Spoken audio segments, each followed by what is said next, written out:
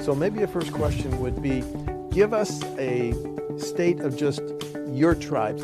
Madison has just been designated in December, Truax Field, as the home of F35A. Doctor, can you start? Give us an overview.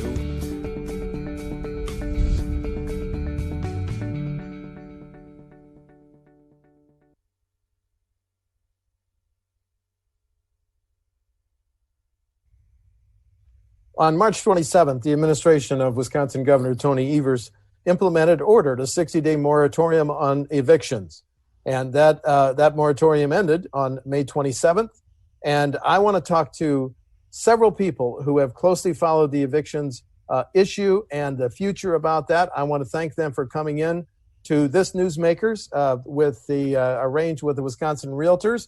So first of all, I want to thank Chris Mokler, Director of Legislative Affairs for the Wisconsin Apartment Association. Heiner Giese is an attorney who represents the Apartment Association of Southeastern Wisconsin. Colleen Foley is Executive Director of Legal Aid Society of Milwaukee. And Joe Murray is Director of Political and Governmental Affairs for the Wisconsin Realtors Association. Okay, let's talk about lessons learned from the first moratorium for the first part of the show, and then we'll talk about the major questions that are out there going forward. So, as I said, the governor implemented that 60-day moratorium on March 27th, but it was also coupled with $50 million in aid from the Federal CARES Act, $25 million to the state, $15 million to Milwaukee, and $10 million to Dane County. So, can I open with a general and anybody just jump in? Lessons learned from the first moratorium. Was it effective? How did it work? Is there still money being allotted? I don't care who goes first because this is a very talented panel. Please. Well, I'll jump in. It certainly helped the tenants out. Actually, as far as Milwaukee County goes, the moratorium started even earlier because the courts were closed. The sheriff wasn't executing writs as of about March 13th. So, we landlords obviously were very concerned about it. If it has to happen again, God forbid, if the virus gets worse, the moratorium should be limited to non-rent paying situations. Tenant misbehavior, that kind of thing, should still be grounds for eviction. And unfortunately, under Evers' moratorium, you had to show like actual violence or danger on the part of a tenant, which is pretty restrictive. Okay, somebody else, please. I agree with Heiner, on what he said, but I think one thing that was good out of all of this is landlords and tenants learned how to work together, because this is a community problem that came up with COVID-19, and we need to talk to each other, communicate, and figure out ways to resolve these matters and hopefully not end up in court. And the Wisconsin Apartment Association, along with all the others, are working to stress that to everybody, that we need to work together. Some people, paid the rent like they were supposed to. Some people did not, and maybe could have, and maybe could not have. So there's going to be some issues. And fortunately, so far, I don't believe we're seeing that in the eviction count. But there was some good things and some unfortunate things. I think, Colleen, I'm sorry. Go ahead. Joe. Colleen. Chris just said that new era in landlord-tenant relations. Can you elaborate on that? Absolutely, and I concur. And it's always best that we open the lines of communication. So I agree with Chris. It's been, to answer your immediate question, absolutely, the moratorium was very beneficial. Massive job loss in the midst of a pandemic, that you're not putting people out on the street. And our law firm here, we serve individuals at or below 125% of the federal poverty guidelines. So we're dealing with people who are already in a tough spot. We, eviction court shut down for 2 months. And so people, we live in Wisconsin, it was cold in March, April, and part of May. So we were thankful for it. And we've had a great ongoing dialogue with many landlords and are working together on the rental housing resource center that will be mutually beneficial and be available for landlords and tenants. Joe, you were going to say? I agree with all of that. I would just want to emphasize a point that both Heiner and Chris touched on, because I think it's really important from the policy standpoint. And we're going to get in a little bit about what to expect or anticipate for the second half of this year in a few minutes. But one of the lessons we learned is that a blanket moratorium that covers all renters is far too broad in scope. Not all renters, thankfully, were impacted by COVID. And I don't think anybody would assume that all renters will be impacted in the second half of this year or into next year either. One of the things I think that is a big concern to the rental industry is the scope of the moratorium. It should cover people who are definitely affected.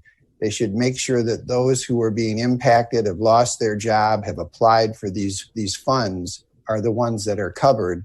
Not everybody, because there is abuse in the field. And I think that's an important point to make for the future. I just want to follow up on how the process worked initially. The 25 million statewide, 15 million Milwaukee, 10 million for Dane County. Can you break that down? What's the nuts and bolts of that? Did renters apply for that? How was it administered? What was the process? And is this money still going out? Please. Oh, the RAP funds have to be applied for by the tenant. We've asked many landlords to help them find the information and get the information they need, but the tenant has to contact their local CAP agency.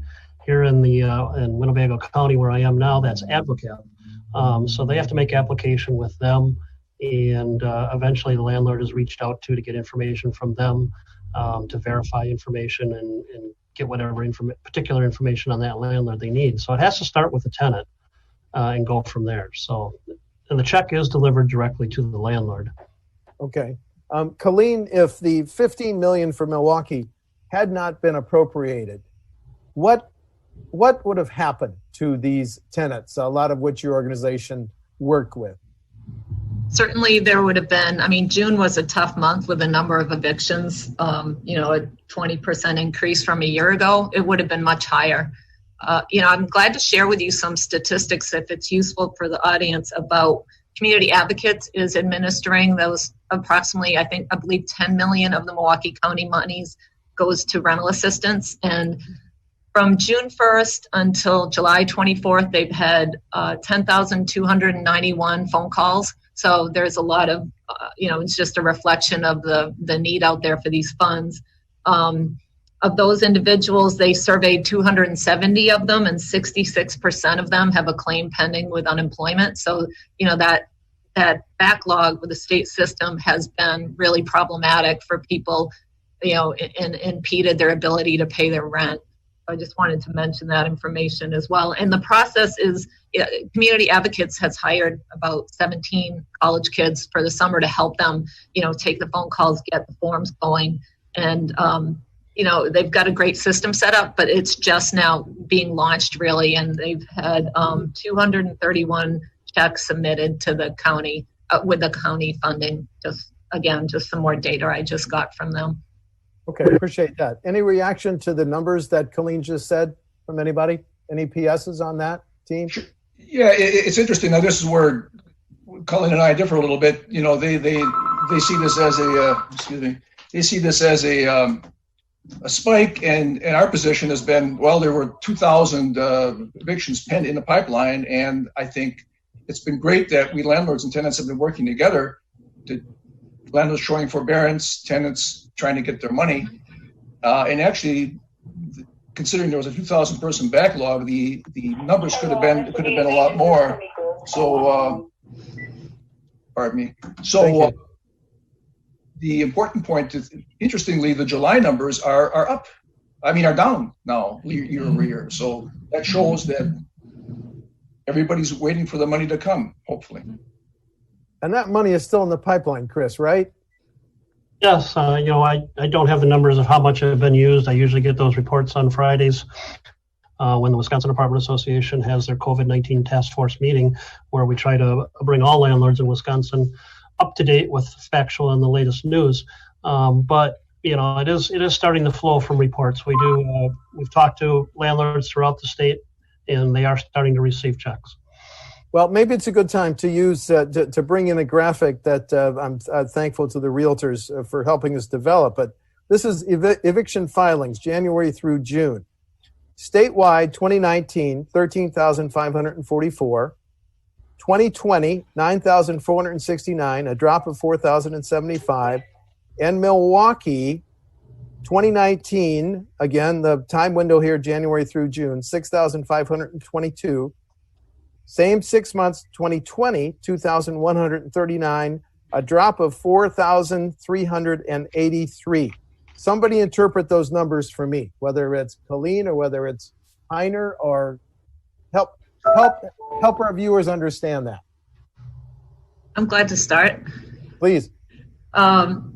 So, no matter what you think of what's happening, June there was a big uptick, and perhaps that's a reflection, most likely, of multiple things, including that we had a moratorium in place for an eviction moratorium, statewide, a ban from March 26 to May 26. So the numbers that suppressed the numbers this year compared to a year ago, just because everything shut down. And it's true, July, the numbers, as of yesterday, I got the numbers for July, and they were down for Milwaukee County Circuit Court, and they were down 100. So the money is helping. Lots of landlords have been, I applaud the Apartment Association of Southeastern Wisconsin for, urging restraint and patience while these systems get set up to get this money out.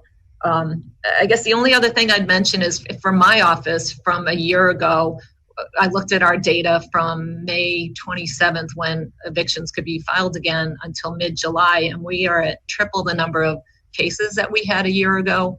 And we're getting, for that same time period, we were getting about 55 calls a day, which is unheard of for us. Community Advocates reports that they are fielding since the pandemic started. They've been fielding approximately 2,000 calls a week, which is just incredible. And they've had a tenfold increase in their calls since the pandemic began. So I think I'm getting far afield from your question, but I did just want to share that in terms of what's happening, with last year's numbers and this year's numbers, and with evictions. Clearly the court was shut down. The eviction ban was statewide, and courts were not doing evictions for those several months, and that impacts everything, as well as a backlog, which is likely reflected in the June filings. Well, Colleen, just a quick follow-up then. The numbers that you just gave us indicate a great deal of uncertainty out there on the part of renters, and fear, and a wonder about, okay, am I going to get called back? Have I lost my job permanently? What's going to be in the next aid package? So any other panelists want to respond to the numbers that Colleen just gave us, please. Yeah, I would jump in a little bit on this one, Steve. One of the points we've tried to make, and with that graph that you were just referencing, was you can, and I'm not downplaying the severity of what may be to come, because we all know that if the federal government, the state, and the counties don't continue to work together, there's a real problem in the future potentially. But I think it's also unfair to just take a certain point or a snapshot of one piece of the first half of this year, because when we all started this process and we went into the COVID shutdowns, shelters starting in mid-March, we heard who knows how many stories or read how many headlines about how disastrous everything was going to be. And indeed, it could have been, except the federal government responded in a way because they understood that there was going to be a problem. They supplied the resources. And we as an organizations said, we're not seeing that kind of catastrophic fallout so far, in spite of what everybody was warning about. And I think when you take a look at the totality of the first half of the year, 4 months of which include the COVID issue, more than 4 months actually that include the COVID issue, those numbers speak for themselves. It's not to say there isn't a problem, but it is to say that the initial concerns and predictions were vastly overstated. Okay. Any response, Colleen, before I go to the next line of questioning? No? Yeah.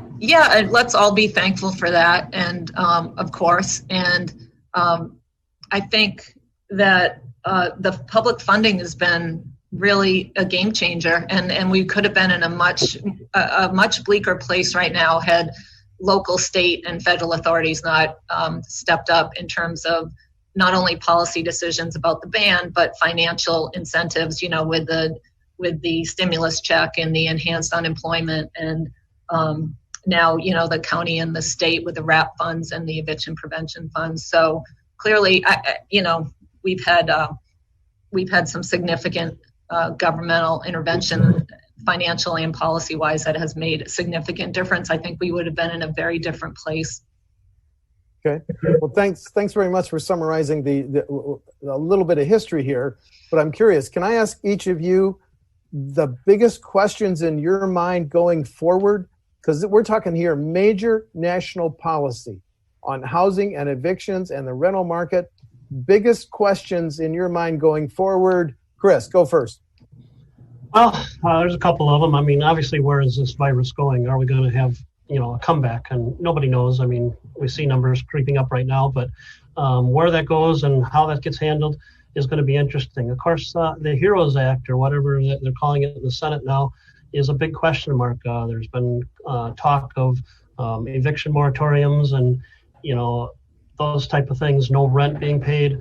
That's very difficult for landlords. About 39% of the rent, every dollar in rent that they collect goes to pay the mortgage. But there's another 61% in there that is, if the rent's not being paid, utilities aren't getting paid, repairs aren't being made, taxes are not being paid, which is going to be hurting municipalities. About 9 cents out of every dollar, according to the National Apartment Association, actually goes in the landlord's pocket, to pay their grocery bill, to pay their mortgage, to pay their utilities. I'm sorry, I just want to be sure I got the right number. 9 cents out of every dollar? 9 cents out of every dollar Okay. for large landlords, a little less for smaller landlords. And I would hope we all know that there are more smaller landlords than big landlords out there. So really, it's actually less than 9 cents going out there. So, if there is a rent freeze or an eviction moratorium on a national level, that's going to hurt the industry and ultimately could put people on the street and ultimately could cause rents to go up. And that doesn't help our customers either. Okay. Heiner, your biggest concerns going forward, sir? I would say biggest concern is, will the unemployment comp, the federal extra money, continue, and at what level? Quick example, a tenant of mine called me late March, lost her job as a high-end server at a high-end restaurant. I forgave her half the April rent. I said, let's see what happens. She then did get her UC payments. A single person living in a one-bedroom apartment, rent is pretty modest, $555. She's been able to pay so far because obviously she's gotten that $600 a month extra money. But if that doesn't continue, and I haven't talked to her, I'm assuming her restaurant job may well not be coming back, then clearly starting now in August and September, she's going to have trouble paying her rent. And that is what concerns, I'm sure, a lot of landlords besides me. Follow-up, Heiner. Do you think it would be wise public policy to continue the $600 per week? Because you're well aware of the debate in Washington. Senators like Ron Johnson say you're rewarding people for not working. The Senate package, $1 trillion, includes $1,200 per person, plus $200 or 70% of the average. But I'm just curious, would you be in favor of continuing the $600 or something less? Well, something less. I think the $600 is perhaps too high, and also it should probably be tied into, which it isn't now, tied into the person trying to get a new job. Okay. Biggest issue that concerns you, Colleen, your turn. So we'd all be thrilled if there was a vaccine available in the fall, but the likelihood of that is unfortunately probably pretty slim. So, we still have this raging public health pandemic, and I'm concerned, in the fall when the cold weather hits, that, for the people that we represent in particular, there's going to be an uptick in homelessness and in the midst of a pandemic, and community spread that happens when people are in congregate settings in high numbers. And I've certainly looked at, I have some limited information on the HEAL Act that the Senate Republicans put out this week, and it's the amount of money that they're offering for public housing. I think it's of a $1 trillion budget, $3.3 billion for public housing, rural rent assistance, and housing choice vouchers, and that is just a drop in the bucket. And certainly recognize there's a lot of landlords who are obviously in crisis as well, and that people have to make mortgage payments. And so there has to be, I think at the federal level, there has to be some significant funding that benefits, if there's an eviction moratorium, then there has to be funding so that landlords can survive this as well, and it has to be significant. And I don't see that coming in the current package. It seems very inadequate to me. Colleen, I just want to be sure I got the numbers right. Of the initial offer of $1 trillion from Senate Republicans, only $3.2 billion would go for rent assistance? Correct, which is puny. I mean, it is literally a drop in the bucket.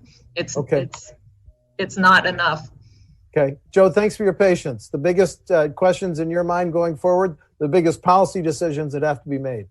My biggest concern, Steve, drives off of exactly what Colleen and Heiner were just talking about, and that's Congress lacking a sense of urgency like they had 4 months ago when everything started.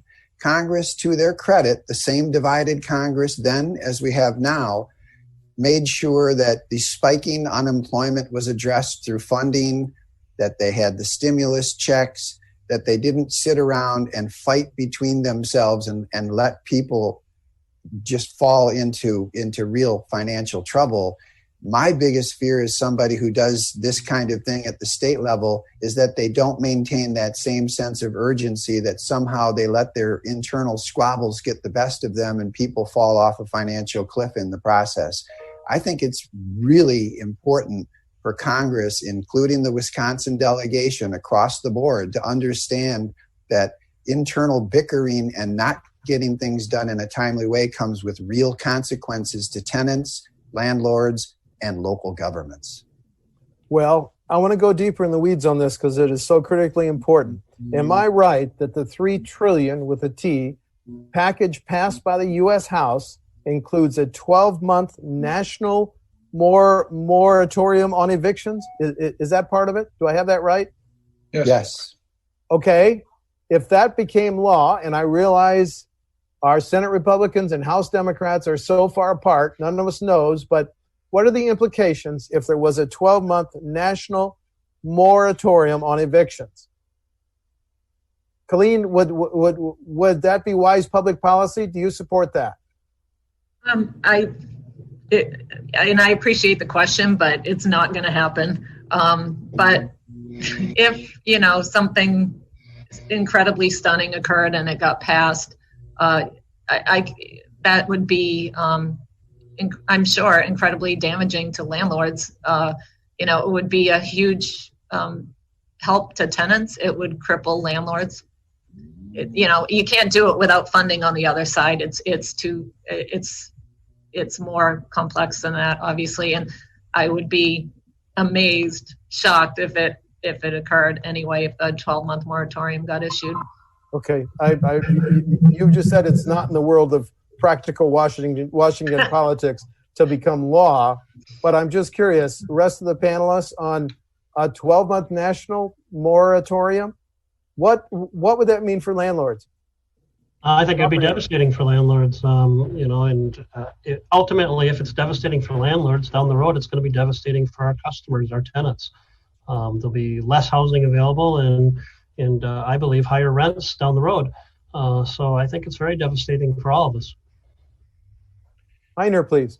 Yeah, there are so much moral hazard. I'll point over that way behind my camera. There is a penthouse, and hypothetically, the guy living in that penthouse is some businessman who just lost the restaurant or his gym.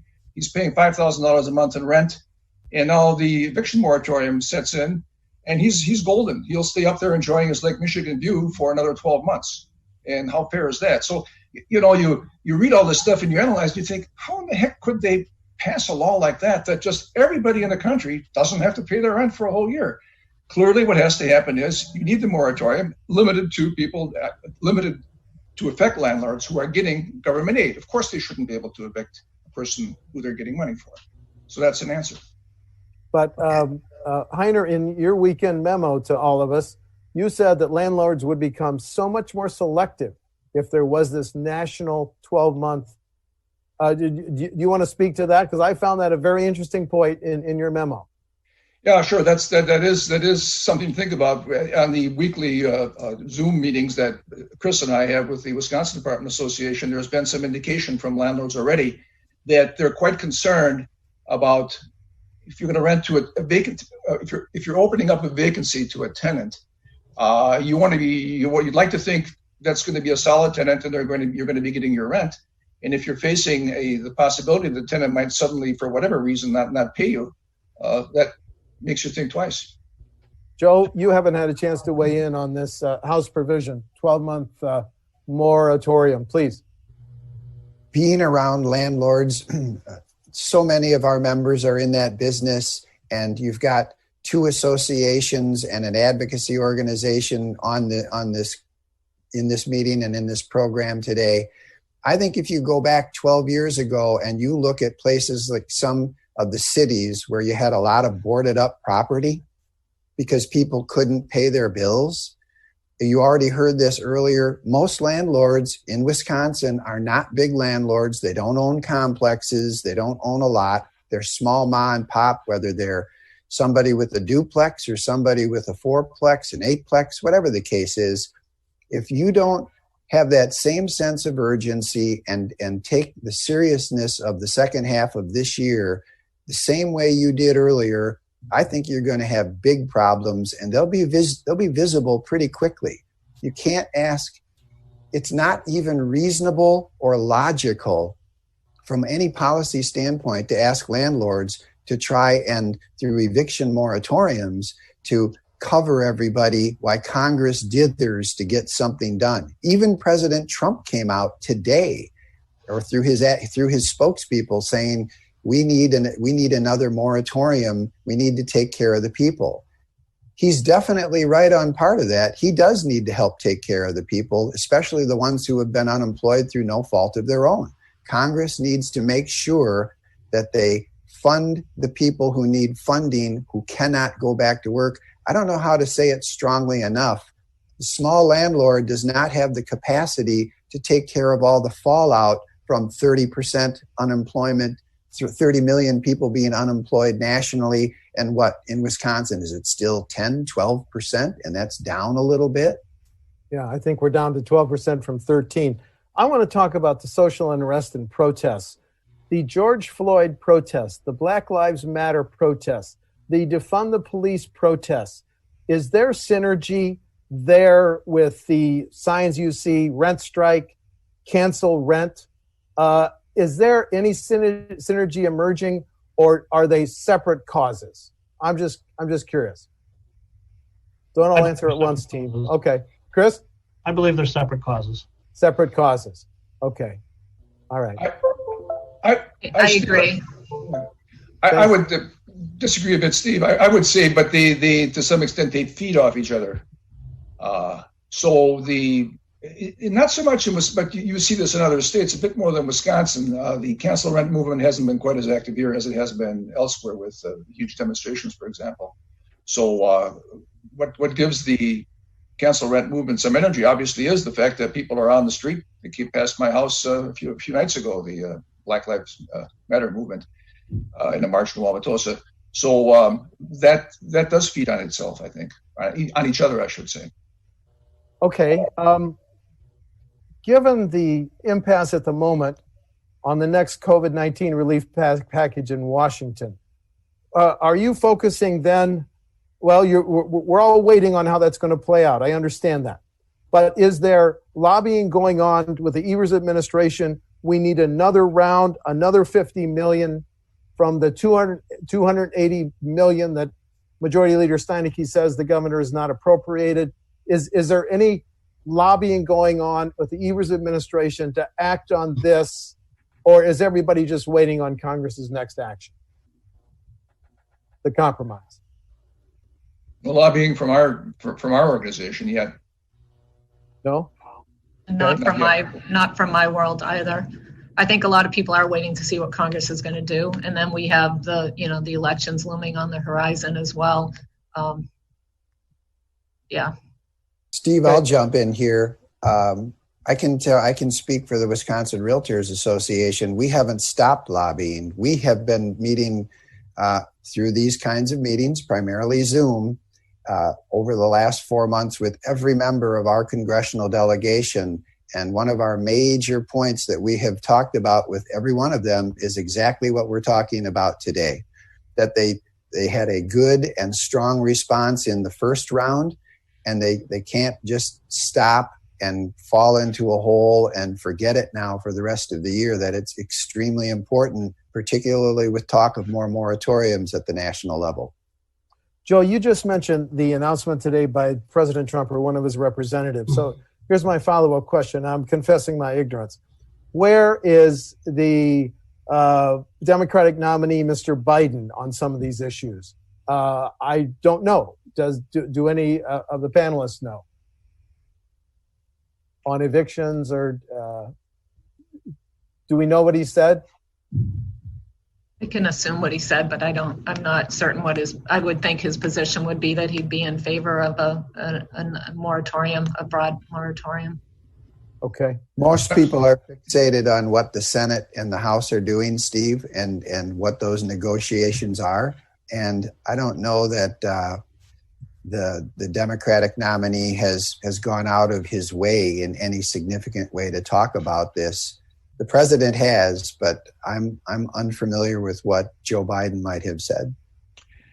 I think he has come out, and I'm sure if he were here right now, we asked him, I'm sure he would say that he's in favor of the HEROES Act as passed by the House with respect to the $100 billion in that act for housing relief. Okay. Maybe one way to bring this conversation to a close, and it's been a fascinating discussion, is I'm really curious, as we wait on Congress and the next COVID-19 package, the House is at $3 trillion, U.S. Senate Republicans open at $1 trillion. As we wait on this tremendous public policy to be resolved, what is your advice, number one, Colleen, to renters, and the rest of you to your landlords and property owners? Colleen, you want to go first? Sure. In terms of renters, take advantage of this public funding while it's available, because it's going to go fast and there's a long line for it. But I would encourage people to, first and foremost, and that's mutually beneficial for tenants and landlords. And then all along throughout this crisis, our office has advocated that tenants keep in open communication with their landlords. That, I've been working for like 5 weeks here trying to get a public record request answered by the state in terms of how many people are waiting on checks in Milwaukee County unemployment checks. So, I think there's continued open lines of communication serves everyone, and continued patience as much as possible. I know this is just hard times. This is a 100-year, plague, for lack of a better word, and the economic fallout. This is just like nothing this country and individuals, citizens have experienced in our lifetime. So we have to work together, and hopefully the Congress and the Senate will do the right thing and put out a more serious, joint effort on funding, because the fall and winter are coming. And if we don't have a vaccine, which we likely will not, it's going to be terrible for people. And just to PS, Colleen, just this week, the Department of Workforce Development said there are still 97,000 claims pending, unprocessed. So, that's just insane. People are waiting, and that's just downstream. That hurts everyone, clearly. So it's not acceptable. It's not an acceptable situation. Chris, your advice to landlords? Well, not to sound like a broken record, I of course agree with what Colleen said. Let's keep the communication open. Let's work together, landlords and tenants. Let's break down those past barriers of between landlords and tenants. And again, tenants, if they need the assistance, apply for it and get going on that. Obviously, if you need to change industries, seek out your job training and perhaps find a new job in a new industry until the rest of the state gets opened up. A lot of our fellow business owners, like the restaurant industry, is hurting right now. So we got to do what we got to do to survive. We got to do what we got to do to work together to get through this, because we don't know exactly what the future is going to hold, and we don't know if the federal government's going to come through anytime soon. Thank you. Heiner, please. Yeah, my message would be, I think to landlords, actually. Think about the fact that a landlord, you may lose all your profit for the year. You may even have to dig in your pocket a bit if the tenant ultimately doesn't get enough money or doesn't get all their rent paid for the year. Especially if it's been a long-term tenant, think about the fact that this is going to be a bad year for you in your pocketbook, but think of how much worse it is for the tenant who, God forbid, is going to lose their housing, is going to have to move in with relatives, and is not, has a much greater impact than just a financial one. And because of the COVID concern, those relatives may not welcome that person who's just lost her or his housing. Right. Joe, wrap-up comment on your advice to WRA members? I think all the advice that you just heard from the other three people on this panel is spot on. I would just add one more point to communication for people who have access to, and everybody does. Make sure that your elected officials know that this issue is serious and that they need to move. They need to maintain a sense of urgency, and dithering is not acceptable. Congress specializes in dithering, but they don't have to. It's really that important. Okay. Is there any other important point any of you want to make before I thank you for a very informative session? Anything come to mind that we haven't hit on? I have a quick point, and this goes to, and I'm not sure, like for your association, what the breakdown is on small landlords versus larger landlords, but I had a really interesting discussion in the last 2 weeks with a large landlord in Milwaukee and his lawyer, and something that they educated me on that I wasn't familiar with is how for larger operations, the debt service coverage issues, and how, that banks are squeezing larger landlords in a way that has, downstream effect on the landlord and the tenant. And so I'm gonna get myself better educated on that point. But I think we also need to step back from this and ask more of other players like the banking system that perhaps is putting squeeze on, medium to large size landlords, and that needs, let's take a look at those players as well and how their actions at a higher level are impacting, the system overall and putting the squeeze on landlords and tenants, et cetera. That's a fascinating observation. Any response by the other panelists to that? Yeah, right. That's a good point of Colleen's. And thing we haven't talked about to keep in mind is that if there's a moratorium and if it's said that, well, landlords, we're going to give you mortgage forbearance, you don't have to pay your mortgage for a while. So that's a trade-off with the tenants not having to pay their rent. Unfortunately, that ignores the fact that you've got taxes, maintenance, et cetera, money that you still have to come up with. And that's obviously an important question. Okay. Chris, Joe, any PSs before we close? Just tag on to what Heiner said. Only 39% of every dollar that a landlord collects goes to the mortgage. So there's 61% going to other places besides including the landlord's pocket. So that's real important what Heiner said is mortgage moratorium is not going to get all the bills paid. Joe, any final word? No, I think this was an excellent panel. We've made the points I think need to be made, and I really appreciate all the input from everybody. Yeah, I want to thank Chris Mokler, Director of Legislative Affairs for the Wisconsin Apartment Association, Heiner Giese, an attorney representing the Apartment Association of Southeastern Wisconsin, Colleen Foley, Executive Director of Legal Aid Society of Milwaukee, and Joe Murray, Director of Political and Governmental Affairs for the Wisconsin Realtors. WisconSI wants to thank Wisconsin Realtors for its support in making this program possible. Thank you very much. Important public policy. And once we get another COVID-19 package, maybe we should come back in a few months, team. How about that? Yes. Sure. Thanks for your time. Thank you very much. Thank you. Thanks. Bye-bye. This program is a production of WisconsinEye, an independent, nonpartisan, nonprofit media network with a mission to inform, educate, and engage the citizens of Wisconsin. WisconsinEye is the nation's first and only independently funded state civics broadcast network, providing gavel-to-gavel access to government proceedings and events at the state capitol.